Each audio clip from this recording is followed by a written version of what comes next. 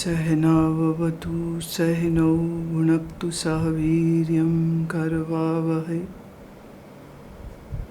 tejasvinavadhitamastu va vidvishavahai.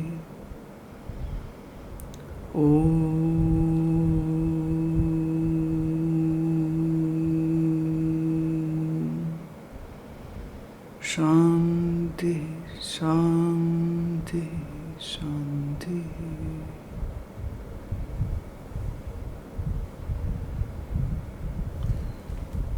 Kala 7 Attributes of Ātman. Question: what are the different attributes of Ātman? Attributes of the Ātma can be considered as follow. Vidheya, stating the presence rather than the absence of distinguishing features.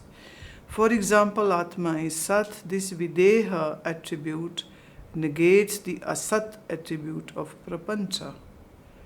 Nishedhya, Vidheya and Nishedhya, explaining the object by the attributes it does not possess. For example, Atma is non-temporal. This Nishedhya attribute counters the temporal attribute of the Prapancha. So one is in which we are talking about the guna or the attributes which are present in the Ātman. So we can say very positive words. The positive words which exist in Ātman. And Nishedhya means where we are talking about those which don't exist in the Ātman. Example has been given when we say Atma is non-temporal. It becomes Vidheya or Nishedhya. And when we say Atma is Sat, Vidheya. What are the Vidheya attributes of the Atma? Sat, Chit, Ānanda, Brahma, Swayam-prakāsha, Kooṭastha, Sākshi, Drashtā, Upadrashṭā, Eka, singular. The English words have been given, so I want you to focus more on the Sanskrit words and let go of the English words, because none of these words are 100% appropriate words which can explain the Sanskrit word. That's the one issue. How is Ātman Sat? That which cannot be eradicated or removed by jnana or anything else. That which cannot be demolished, destroyed. That which cannot put it to the end. That which cannot be killed by death. That which is beyond the times. For example, the snake which was being seen in the dim light, when the light is brought, the snake is gone. Hence we can call that the snake was not Sat. But you can't say that when we brought the light, the rope also along with the snake just went away. That which exists in a certain condition, and when those conditions are somehow moved, that thing is also gone. Such a thing cannot be called a Sat. So Atma is not something which can somehow be eradicated or removed or moved over through jnana, knowledge or anything else. Hence Atma is Sat. That which exists in time and that which is not in time. Two things. That which is in time is obviously going to move into the changes of anything which is created, born, or even is manifested. Same rules are unapplicable onto Atman, because Atma is neither created nor born nor can be modified, nor it can be diseased, because there is no body. So where will the disease happen? The so-called intellectual will always have this argument, that which cannot be perceived doesn't exist. So I don't believe in Atma. So you don't have that intellect actually to understand this. Hence you can have whatever fool's paradise you wish to live in, you can live in. But there are those people who say this kind of nonsensical thing. Next question. How is Atma Chit undiminishing illumination? Prakāsha is Chit. As Atma itself is the never diminishing illumination, thus it is a Chit. Chit or Chaitanya is one and the same thing. Chaitanya is that irrespective of. See, when I say that which knows without any help of anything, that which cannot be known by somebody else is Chaitanya. This is more to do with the intellect knowing, that which you are all familiar with.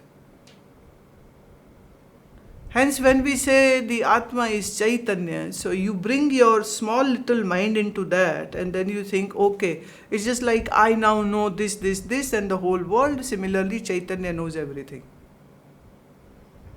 It's not so. Hence, the right word is illuminating. Like the luminary bodies in the space, whether it's a sun or moon or a star, they have their illumination because of that physical gases and the blasts which are happening in the sun. In the moon, it is the sun which is getting reflected. Just 2 days ago, I received a picture from Singapore. One of my disciples, that in America, it happened in Japan now it happened in America, that there was, they say, 2 suns in the sky. It's actually that when the earth has moved into a certain axis, the sun and moon both rise at the same point. And the sun light is getting reflected onto the moon's surface. So even the moon is as bright as sun. It's very unusual. Many fools don't understand this. And they begin to say, oh, see what a God sign is coming or this and that. But that's very, very physical phenomenon, which once in a while happens, that at certain axis, the sun and moon, like in the morning hours, sometimes you can see that on the east side the sun is rising and on the west side the moon is going down. But at a certain axis it might seem that both are in your visual range. But moon's illumination is conditional, so is of stars, and so is of sun.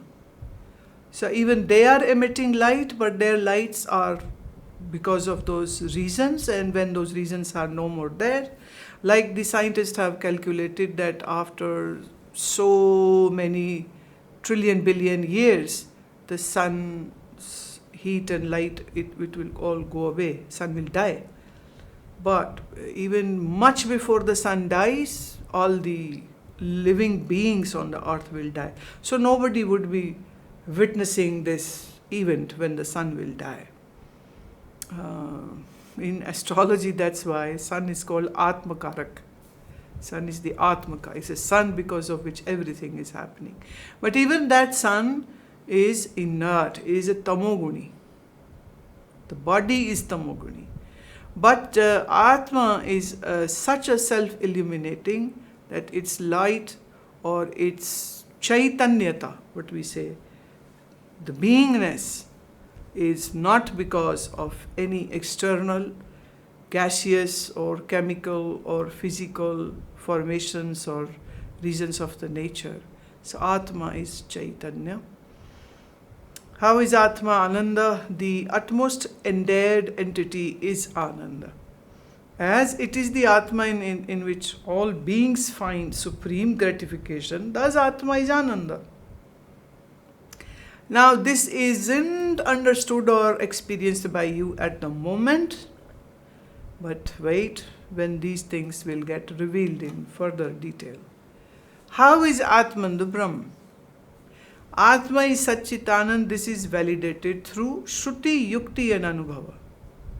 3 ways to know. Shruti is when you're listening to the scriptural knowledge, or maybe we can just write scriptural Vedic knowledge. Yukti is knowledge gained through logic and reasoning. Third is Anubhava, knowledge attained through experience.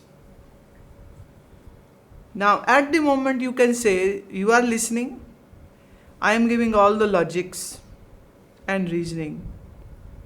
But somehow, for many of you, what is missed is the Anubhava part. Brahma has been described by Upanishad as Satchitanand, and so is Atman, hence Atma is Brahma. Brahma also means boundless, that which is not limited by space. 1. If Atma is distinct from Brahma, it will be restricted by space. And if Brahma is restricted, then it doesn't remain boundless. Hence, the Brahma won't remain Brahma. So for Brahma to be Brahma, the boundlessness is the key. Hence, the Atma and Brahma can't be two. Second, that which is restricted by a boundary will also be restricted by a time. For this is the fundamental principle. That which is limited by space and time is not eternal. Hence, Atma will also be non-eternal. But this statement is contrary to the knowledge gained through Shruti. Thus, Atma is not separate from Brahma. And if Atma is distinct from Brahma, then Brahma will be Anatman, because we have already said there are only two. One is Atma and one is Anatman. There isn't any third existence.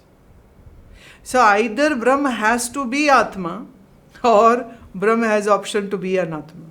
And if Brahma is Anatma, then that Brahma is not Brahma, then that is just Anatma. And then Atma is only left. And we have no problem in saying that, because in any way, these are synonym word, Brahma and Atma, doesn't matter. All that is Anatman, like a clay pot, is inert. Thus, if Brahma is distinct from Atma, it will then be considered to be inert. But this statement too is contrary to that learnt through Shruti. Shruti as such means to hear, to listen. Listen what? Listen to Guru. What is Guru speaking? That's the Vedic knowledge. Thus Atma is not distinct from Brahma. Atma is Brahma. Everybody getting this? At least from Buddhi. How is Atma Swayam-prakāsha? Answer: a burning lamp does not need anything else to illuminate itself. Logic? You don't burn a candle to find another burning candle. If you have to search, then you are looking for more candles which are unlit. That which illuminates everything is called Swayam-prakāsha. Swayam means by its own self. Prakāsha means to give light. Only Atma can be so. Thus Atma is Swayam-prakāsha. Besides, that which is always aparoksha. Aparoksha means known directly. And that which is not the subject of any knowledge is referred to as Swayam-prakāsha. As Atma is always aparoksha, and being Swayam-prakāsha, it cannot be subject of any knowledge. Thus, Atma is Swayam-prakāsha. You cannot say this for your body or mind or 10 senses or the whole tamoguni sansar, the jagat. They are known by the Chaitanya, and they themselves don't know that they are being known also. They don't know that. Question: why is Atma referred to as Kooṭastha, immovable like a mountain? Kooṭastha refers to the anvil of a blacksmith. Likewise, the one who is firmly established and non-changing is called Kooṭastha. The blacksmith forges many pieces of metal, but the anvil stays in its place as it is. Similarly, the blacksmith of mind forges many thoughts, forming the basis of diverse behavioral interactions. But the Atma stays as it is. Thus, Atma is Kooṭastha. By referring to Atma as Kooṭastha, its attribute of being non-moving and actionless is validated. Now, that's a very interesting thing. Nothing happens without Atma. Everything is happening because of Atma, and yet Atma is not doing anything at all. Very simple example, electricity is moving all these instruments, and yet you can't see the electricity. What is visible is a wire, plug, switch, motherboard, meter, where you can see the digits changing because of the number of volts which are being used. So that is running, that meter is running. That's telling you that the electricity is being consumed. So nothing is going to function without electricity, and yet you don't see electricity. Although electricity is innate and is not equivalent to Atma, cannot be called like Kooṭastha, but just take a hint from this example. Don't try to gobble up the whole thing, and then you will say, oh, where is my plug? Question, how is Ātman the Sākshi, witness? In all interactions with the material world, the one who remains detached, devoid of any attachment or aversion, abides in an intimate proximity and is Chaitanya, is known as Sākshi. Three attributes are being given. It is being defined. How you call Atma as a Sākshi or a witness has to have 3 points in it. 1 is detached. 2 is in intimate proximity. 3 is Chaitanya. Now, when you have any thought in the mind, who is in the close proximity to the mind? Mind is thinking, true. But then mind doesn't know that it is creating this thought. That thought is being known or being given light or is being illuminated by who? Who is in the close proximity?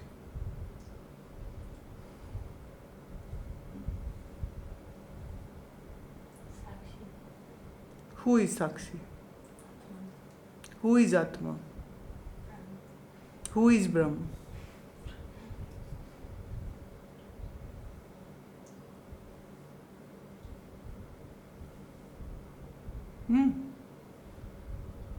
Who is Brahman? Okay, Sachit, another word. Okay, who is Satchitananda?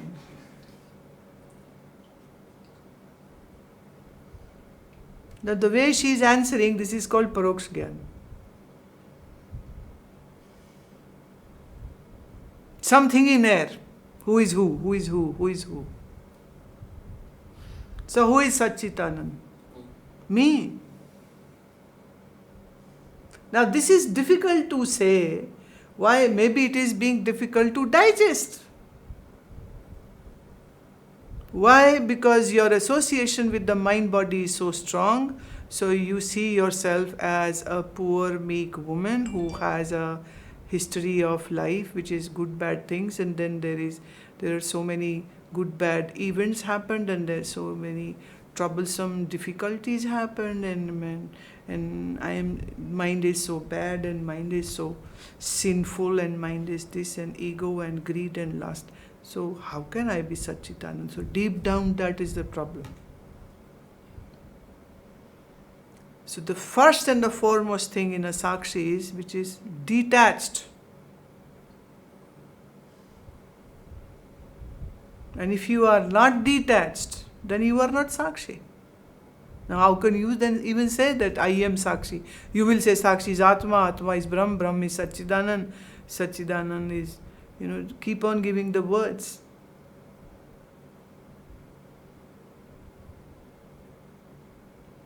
Remains detached and is in the intimate proximity and is Chaitanya. These are the Lakshana or the Guna or the attribute of Sakshi. As the Atma is detached to the body, mind, intellect, is an intimate proximity, is Chaitanya, non-inert and light onto itself. Thus Atma is Sakshi. The Chaitanya associated with the unit of Antahkaran is called Sakshi. Now you have already understood this much, that the reflection of Chaitanya in Antahkaran is called Chidabhas. Is called Chidabhas. But now we are talking not about the Abhas, the reflection, but we are talking about the Chaitanya. Even when you see your own reflected face in the mirror, your face doesn't goes into the mirror, remains detached.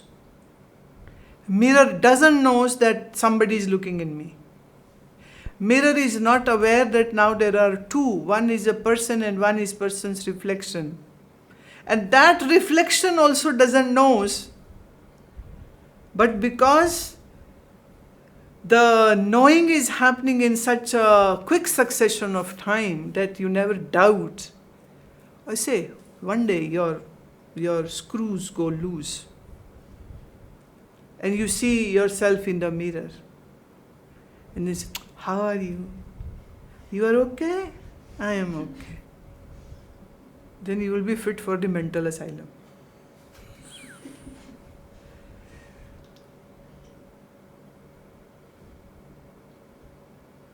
That reflection doesn't know who you are. The mirror doesn't know that in me somebody is, somebody has entered into me, and nothing actually enters into the mirror.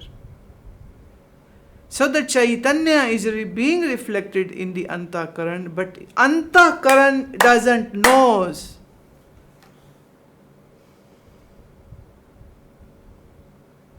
The inert cannot know the Chaitanya.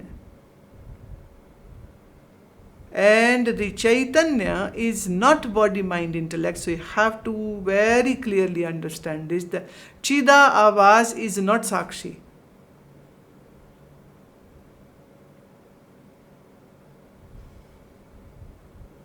I am mind, I am Chidabhas, I am Sakshi.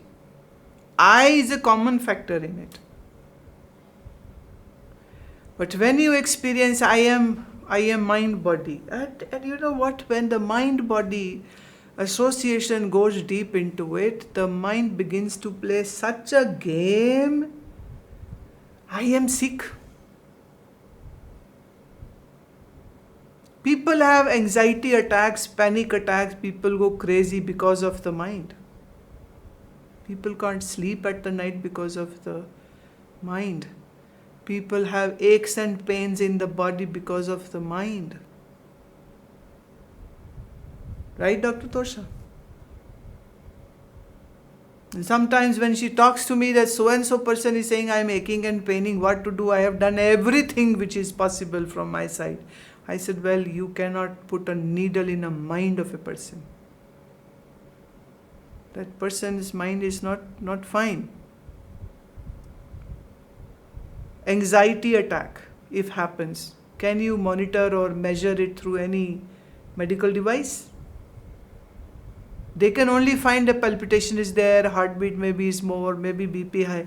But why it is being caused, they do not have any instrument to gauge that. And Ayurveda says very clearly that no disease can occur without the mind being diseased. So that's now a very different subject. I don't wish to go into that, but problem is this, that when these things come in my attention, I somehow have to talk about that also.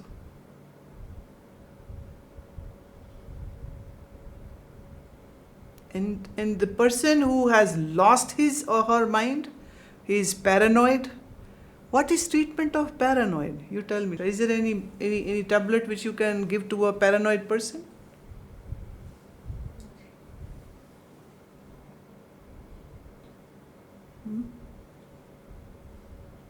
You're a psychotherapist.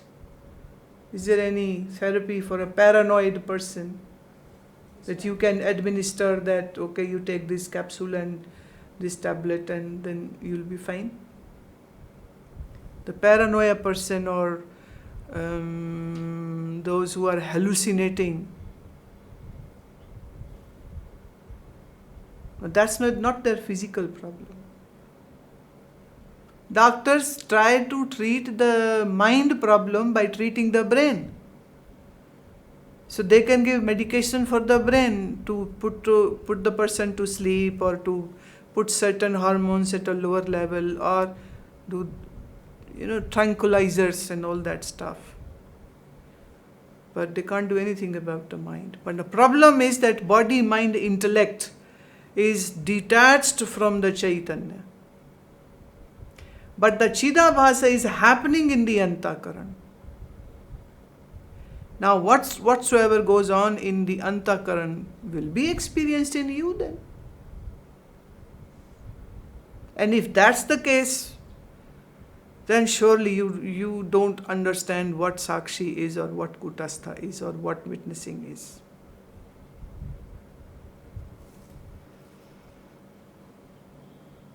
I can't sleep, I have pain here, there are physical pains which are treatable, but there are mental, can't do anything about it.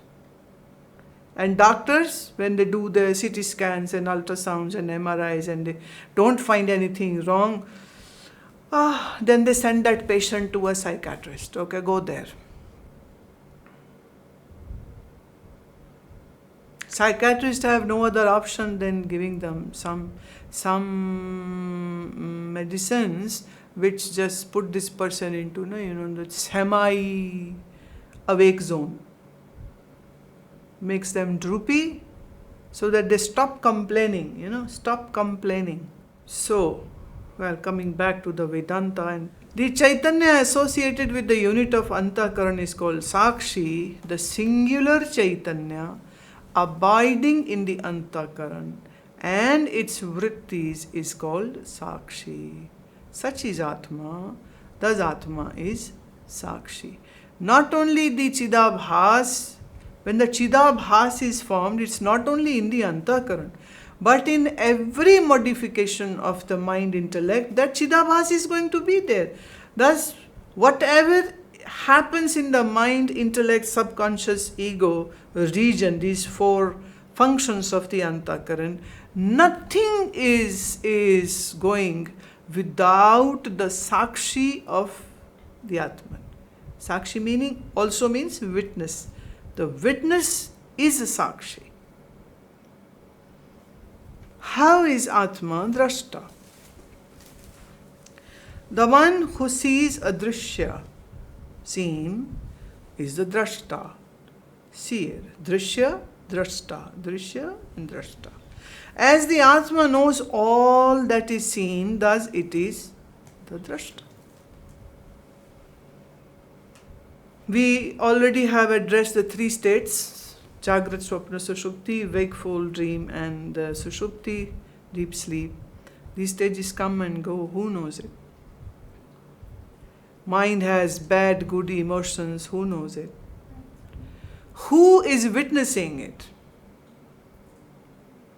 Sometimes the intellect understands, sometimes it doesn't, sometimes it's foggy, sometimes very sharp, sometimes it's right at the point, and sometimes can't even get what a simple thing is being said. Who witnesses that?